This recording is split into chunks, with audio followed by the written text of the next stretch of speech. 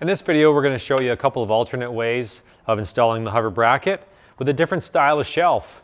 With this shelf, I cut out my shelf first, and then I marked where my bracket's going to go, and I simply cut off both ends using a chop saw or even a hand saw, making sure that my cut is nice and square.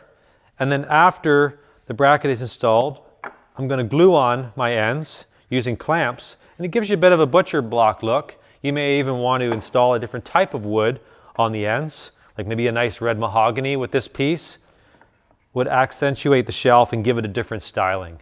Also, if you're covering your shelf with material like leather or jean or anything else, even if you're painting your shelf and it's paint grade only, this is an easier method because you can simply pass right through your router.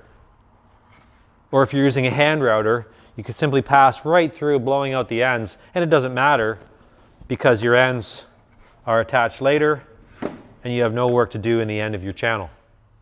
In this style of building a shelf, we're going to start with a 2x4. We're going to simply cut it down the middle.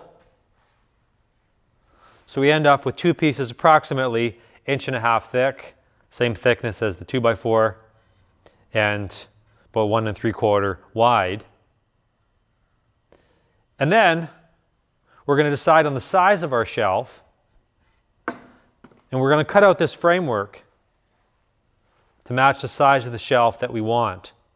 Noticing that this hole here perfectly matches the size of our bracket.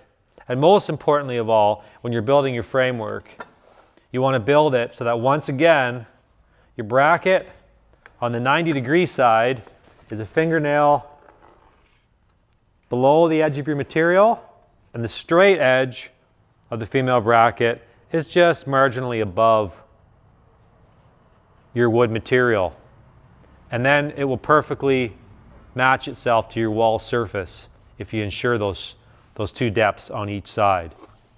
In this case, I've used 16 or 1/16 inch plywood.